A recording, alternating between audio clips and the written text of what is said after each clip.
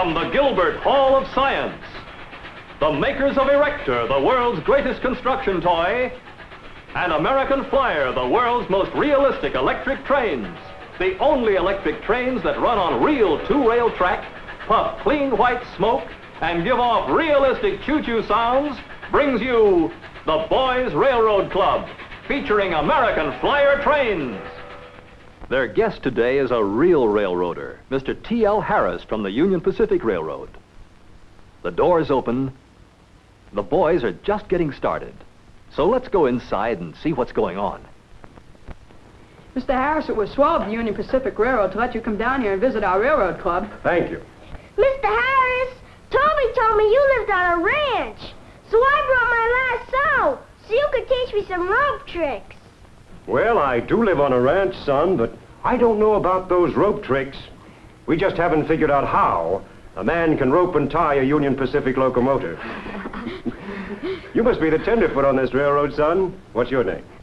I'm Herky. I'm an engineer. Well, at least a fireman. Good for you, Herky. The Union Pacific could use a man like you. The rest of the fellows want you to know their names. This is Ben, our train dispatcher. How do you do, Mr. Harris? I'm pleased to know you. How do you do, Ben? Steve, our conductor. Hi, Mr. Harris. Steve? Corky, the engineer. Hi, sure glad to know you. Hi, Corky. And I'm Toby, and I'm president of our club. Well, I sure feel right at home with all you railroaders. And here's your special railroader's cap. Thank you. And a special spot on the observation platform for you. Oh, here's it. You can see the entire system from there. Well, this is real Pullman style. I can even see the numbers on the boxcars from this seat. We'll show you a set of trains that'll remind you of your own railroad, Mr. Harris. Well, Let's go, fellas. Let's show. Boy, come on, let's go.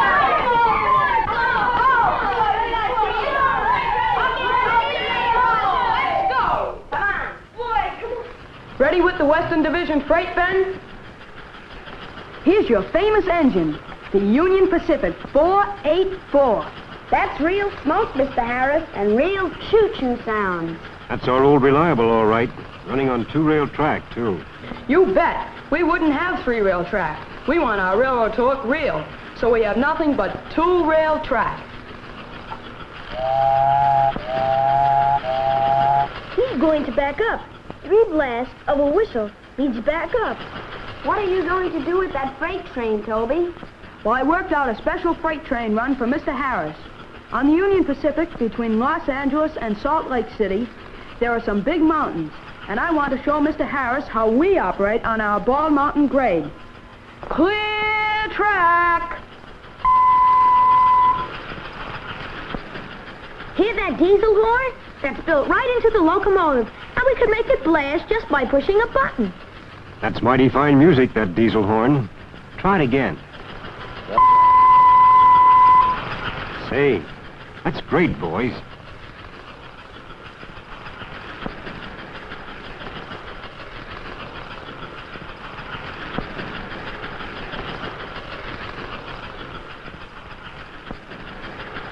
We're going into the grade on Bald Mountain. Watch that locomotive work. Wow, look at that engine climbing.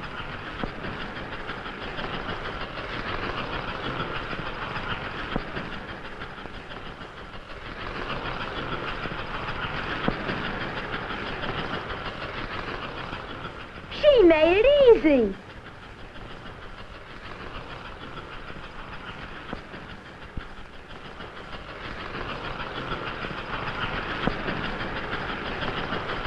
Oh, look, Mr. Harris.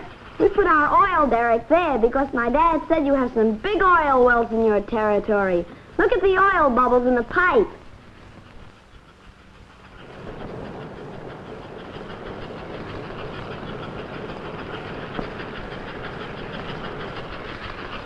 That's all, gang. Let's go. Okay. What do you think of You like Mr. it, Harris? Al. There it is, Mr. Harris. The Union Pacific on rails. Men, I'm homesick.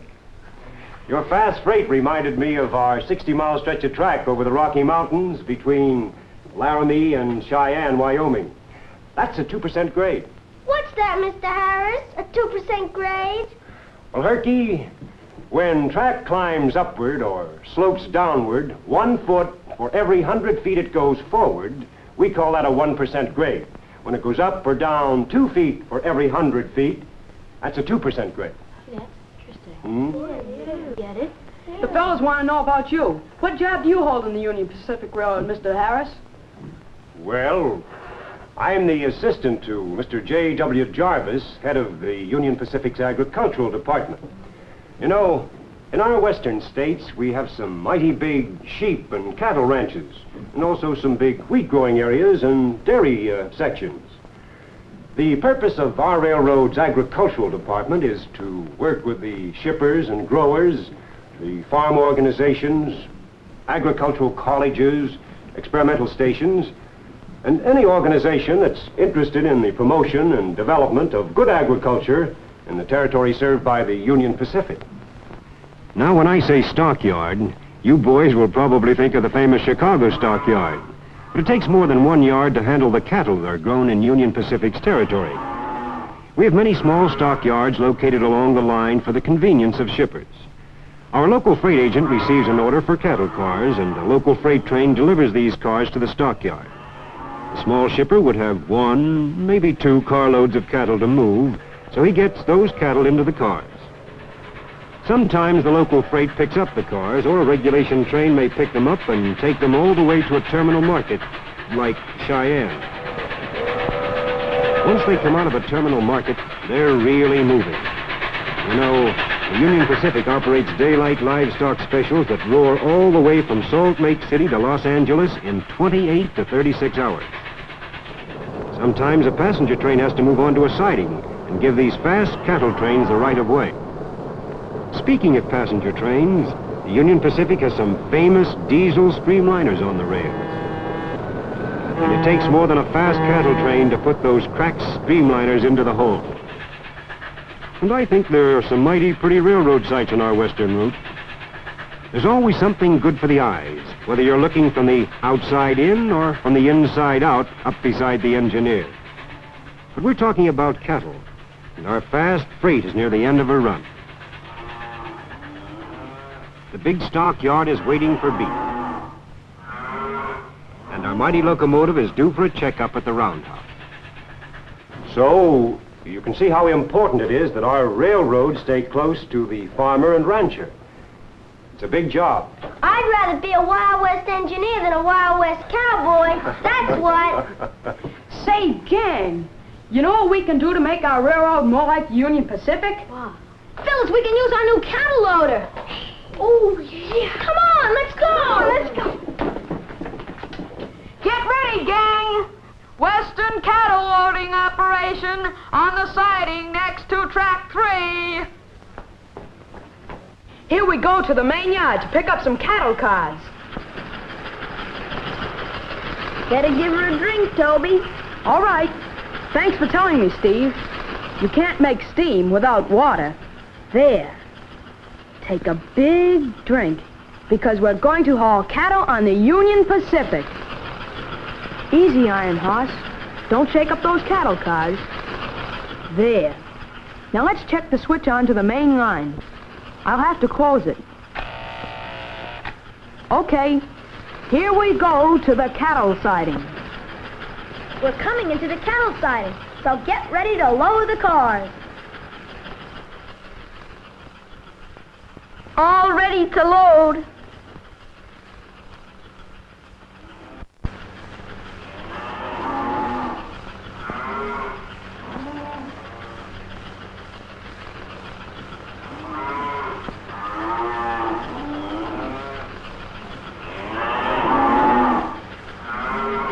Mighty fine-looking beef you're loading, boys. You handle it like veterans, too. Thank you.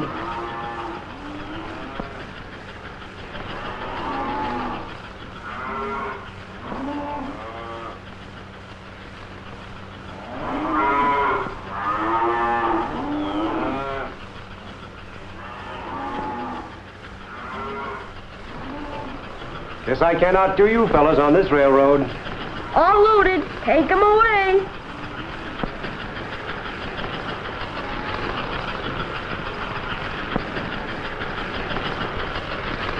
ready at the stockyards for delivery of cow from Wyoming.